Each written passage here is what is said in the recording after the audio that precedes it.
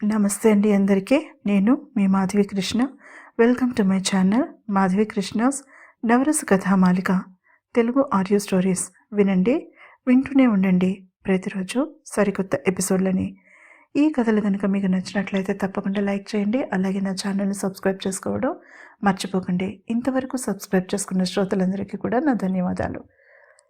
వీణ వేణువైన వేళ ప్రేమిస్తే ఏమవుతుంది ధారావాహిక సీజన్ 2 రెండవ భాగం.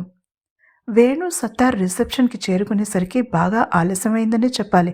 అసలు వేణు ఇంటర్వెల్ అయిన పావుగంటలో బయటికి వచ్చేయాలి ప్లాన్ ప్రకారం. కానీ అతను రాలేదు.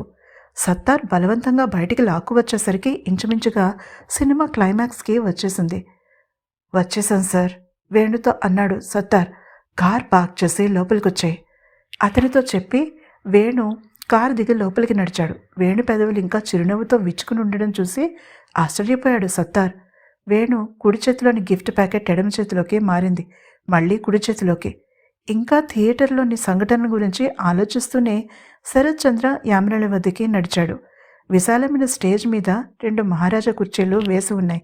కానీ వధూవరులు నిలబడి విష్ చేయడానికి వచ్చిన వారిని చిరునవ్వుతో పలకరిస్తున్నారు. అప్పటికే బాగా ఆలస్యం అవడంతో స్టేజ్ మీద జనం పల్చగానే ఉన్నారు. బహుశా చాలామంది డైనింగ్ హాల్లో సెటిల్ అయిపోయి ఉంటారని అనుకున్నాడు వేణు.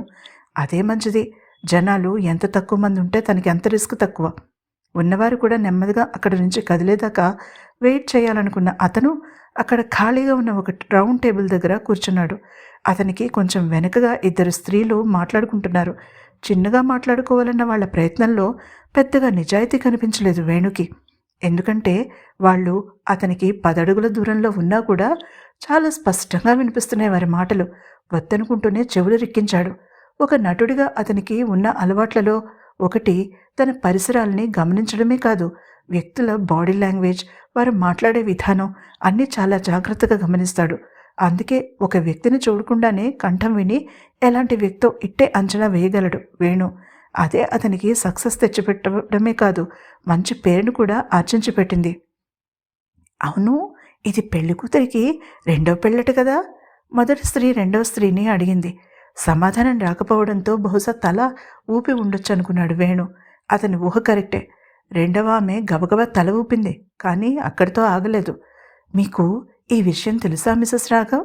పెళ్లికి ముందు ఇద్దరు కలిసే ఉన్నారట. ఆమె భర్త గొడవ చేయకుండా కొంత డబ్బు అతని మొహాన కొట్టారట, చెప్పింది రహస్యంగా పెద్ద కంఠంతో. అవునా? నాకు తెలియనే లేదు మిసెస్ దిలీప్. తెలిస్తే అటెండ్ అయ్యేదాన్ని కాదు. మా వారు చాలా ఆర్థోడాక్స్ మా. మిసెస్ రాఘవ్ స్పందించింది. కొన్ని తలలు ఆసక్తిగా అటు తిరగడం గమనించిన వేణు చిన్నగా తల అడ్డంగా తిప్పాడు. అతనికి అప్రయత్నంగా నవ్వు వచ్చింది. వారి అస్తిత్వానికే అర్థం లేనట్టుగా తమ భర్తల పేర్లను తగిలించుకున్న వాళ్ళ తన ఆత్మాభిమానాన్ని కాపాడుకోవడం కోసం బయటికి వచ్చి ధైర్యంగా జీవితాన్ని చక్కదిద్దుకున్న ఒక ఆడపిల్ల గురించి తీర్పులు చెప్పడం నవ్వుకునే విషయం కాక మరేమిటి? శరత్చంద్ర యామిని విషయం వేణుకు చెప్పాడు. ఇంకా వారి సంభాషణ కొనసాగుతూనే ఉంది. అతనికి దాని మీద ఆసక్తి పోయింది. అయినా అతని చెవులు పడుతూనే ఉన్నాయి మాటలు. శరత్చంద్ర లాంటి అందగాడికి, సక్సెస్ఫుల్ రచయితకి ఈ కర్మేమిటి చెప్పండి? నా మేనకోడలుంది, చేసుకోమని ఎంత చెప్పానో వింటేగా. గొంతులో ఈసరింపు ఏమాత్రం దాచకుండా అన్నది మిసెస్ దిలీప్. సరేలే, ఓపిక పట్టండి. ఒక 2-3 నెలలు మోజు తీరగానే అతన్ని వదిలేసి వేరే వాడిని పట్టుకుంటుంది. అప్పుడు మీ మేనకోడలికే ఇద్దరుగాని. అయినా శరత్చంద్ర పుస్తకాన్ని నవలగా తీస్తున్నారటగా. ఆ సినిమాలో హీరోయిన్ వేషం కోసమే అతన్ని పట్టుకుందని అనుకుంటున్నారు, అక్కసుగా అంది మిసెస్ రాఘవ. ఇక వినడం వేణు వల్ల కాలేదు. అక్కడి నుంచి లేచి వెళ్ళిపోబోయాడు. అంతలో మరొక స్త్రీ కంఠం చాలా స్పష్టంగా వినిపించింది.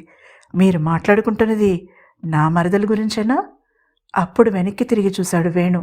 అక్కడ శరత్చంద్ర అక్క మృణాలిని నిలబడి ఉంది. ఆమె కళ్ళు తీక్షణంగా చూస్తున్నాయి.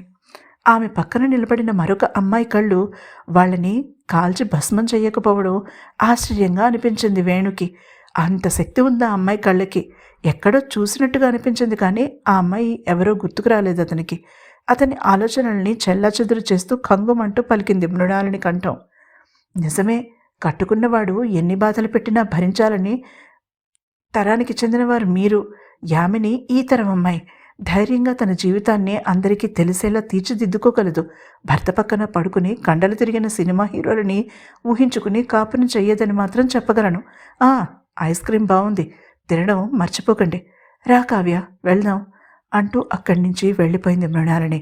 లేడీస్ క్లబ్లో ఒకరోజు వారిద్దరూ లవర్ బాయ్ హీరో గురించి తమకు నచ్చిన కళల్ని షేర్ చేసుకోవడం, మృణాలిని చెవులు పడడం వాళ్ళ దురదృష్టం. కత్తివేటుకు నిద్ర చుక్కలేనట్టుగా పారిపోయాయి వాళ్ళ మొహాలు. అది చూడవలసిన దృశ్యం.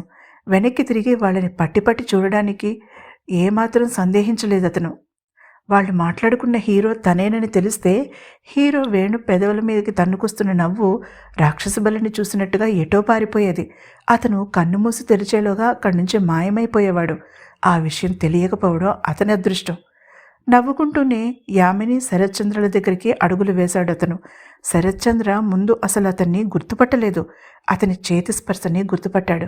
హే వేణు అంటూ అతన్ని గట్టిగా కౌగిలించుకున్నాడు. యామిని ఆ ఇద్దరి వంక ఆశ్చర్యంగా చూసింది. పెళ్లికి శరత్చంద్ర ఫ్రెండ్స్ చాలామంది వచ్చారు. వారిలో వేణు లేడు. కానీ చూస్తే ఇద్దరు ప్రాణ స్నేహితుల్లా ఉన్నారు. షూటింగ్ నుంచి నిన్ననే వచ్చాడు వెనక్కి వీజీ. ఆమె పెదవి విప్పేలోపు అన్నాడు శరత్చంద్ర. వేణు పెద్దగా ఆశ్చర్యపోలేదు. ఎందుకంటే శరత్చంద్ర అంతే, ఎదుటి వ్యక్తిని ఇట్టే అర్థం చేసుకోగలడు. ఇంతలో వెనుక నుంచి ఎవరో అన్నారు, ఇదిగో ఏమేవ్, మన అమ్మాయిని పిలు, శరత్చంద్రని చూడడానికి హీరో వేణు వస్తున్నాడట అని గట్టిగా అరిచాడు ఒక పెద్ద మనిషి. తన ముందున్న వ్యక్తే వేణు అని గుర్తుపట్టలేదు అతను. వేణు నిస్సహాయంగా చూశాడు శరత్చంద్ర వంక. అతను కొద్ది సమయం వాళ్ళతో గడుపుదామని వచ్చాడు. ఇప్పుడు అది జరిగేలా లేదు. శరత్చంద్రకి తన తప్పు తెలిసి వచ్చింది.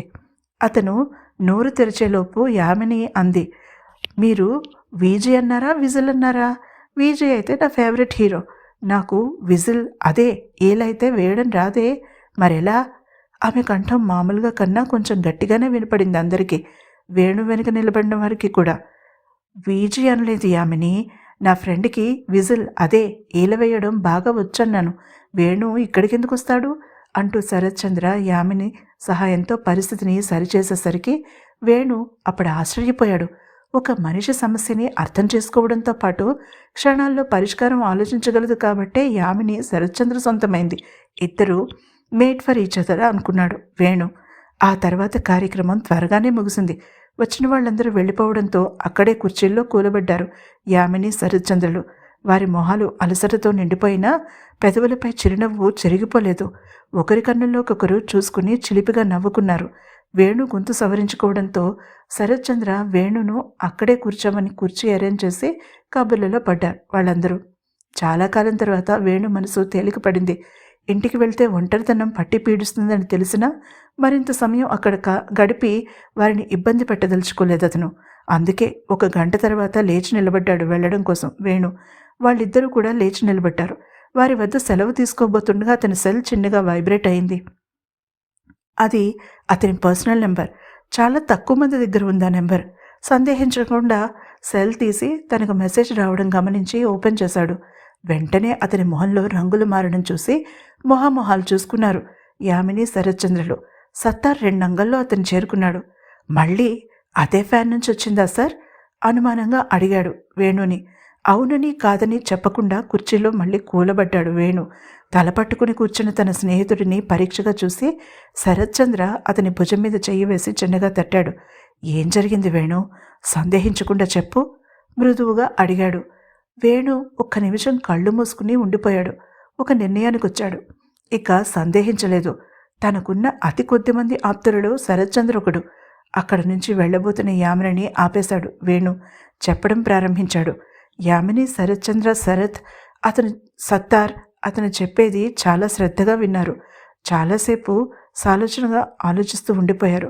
పోలీస్ కంప్లైంట్ ఇవ్వచ్చుగా వేణు అడిగాడు శరత్చంద్ర. ఐ డోంట్ నో, ఎందుకో ఈ విషయం బయటికి తెలియడం నాకు ఇష్టం లేదు. అనవసరమైన పబ్లిసిటీ అనిపిస్తోంది. ఇప్పుడు ఒకరే, బయటికి తెలిస్తే ఇంకొక 10 మంది తయారవుతారు చెప్పాడు వేణు. అతనితో అంగీకరిస్తున్నట్టుగా తల ఊపాడు శరత్. సార్, మీ నెంబర్ మార్చేద్దాం అన్నాడు సత్తార్. అప్పటికి ఎన్ని నెంబర్లు మారాయో నీకు తెలియదా అన్నట్టుగా చూశాడు వేణు సత్తార్ వైపు. అతను తల వంచుకున్నాడు. అందరూ నిశ్శబ్దంగా కూర్చున్నారు. నేను మాట్లాడొచ్చా అడిగింది యామిని. తప్పకుండా అన్నట్టుగా సైగ చేశాడు వేణు. ఇలా చేసి చూడండి. ఈ విషయాన్ని ఎవరైనా ప్రైవేట్ ఇన్వెస్టిగేటర్కి కానీ సెక్యూరిటీ సర్వీసెస్కి కానీ అప్పచెప్పండి. అప్పుడు పబ్లిసిటీ గొడవ ఉండదు చెప్పింది చిరునవ్వుతో. బ్రిలియంట్ ఐడియా అంటూ చటుక్కున ఆమె చేతిని తన చేతుల్లోకి తీసుకుని పెదవులకు ఆనించుకున్నాడు శరత్చంద్ర. ఆమె నవ్వుతూ వేణువైపు చూసింది. ఆమె అనవసరంగా సిగ్గుపడకపోగా ఆ పబ్లిక్ డిస్ప్లేకి అలవాటు పడిన దానిలా ఉంది. అది యామినిలో అతనికి బాగా నచ్చింది. కేవలం ఒక్క క్షణం అతనికి శరత్చంద్ర మీద ఈర్ష్య కలిగింది. తనకి ఆ అదృష్టం ఎప్పటికైనా దక్కుతుందా అనిపించింది. వెంటనే ఆ ఆలోచనని అదిమేశాడు వేణు. వేణు, నువ్వు ఒక పని చేయి. రేపు ఉదయం 10 గంటలకల్లా ఇంటికొచ్చాయి. యామిని విషయంలో నాకు హెల్ప్ చేసిన హాకై సెక్యూరిటీ సర్వీసెస్ పార్ట్నర్స్ బాగా తెలుసు. వాళ్ళని కూడా ఇక్కడికి రమ్మంటాను. నువ్వు వాళ్లతో మాట్లాడాక ఏం చేయాలనేది నిర్ణయించుకుందాం చెప్పాడు శరత్చంద్ర. మరి మీ హనీమూన్ సందేహిస్తూ అడిగాడు వేణు. రేపు రాత్రి బయలుదేరతాం. అయినా అందుకేగా నేను 10ంటికి రమ్మన్నది చిలిపిగా కన్నుగీటుతూ అన్నాడు శరత్చంద్ర. అప్పుడు అందంగా సిగ్గుపడింది యామిని. సరేనని అపాయింట్మెంట్ ఫిక్స్ చేసుకుని బయలుదేరాడు వేణు. మనసులో టీనా ఏమంటుందో అనే సందేహంతోనే. బయటికి వచ్చి కారు ఎక్కగానే సత్తార్ వేగంగా రోడ్డు మీదకి పోనిచ్చాడు. వెనక సీట్లో తల వెనక్కి ఆనించి కళ్ళు మూసుకున్నాడు వేణు. సత్తార్ కానీ వేణు కానీ తమ వెనకే నీడలా ఫాలో అవుతున్న ఒక నల్లటి కార్ని గమనించలేదు. తర్వాత ఏం జరిగిందో తెలుసుకోవాలంటే తప్పకుండా తర్వాతి ఎపిసోడ్ని వినండి. అలాగే ఈ ఎపిసోడ్ కనుక మీకు నచ్చినట్లయితే తప్పకుండా లైక్ చేయండి. అలాగే నా ఛానల్ని సబ్స్క్రైబ్ చేసుకోవడం మర్చిపోకండి. ఇంతవరకు సబ్స్క్రైబ్ చేసుకున్న శ్రోతలందరికీ కూడా నా ధన్యవాదాలు.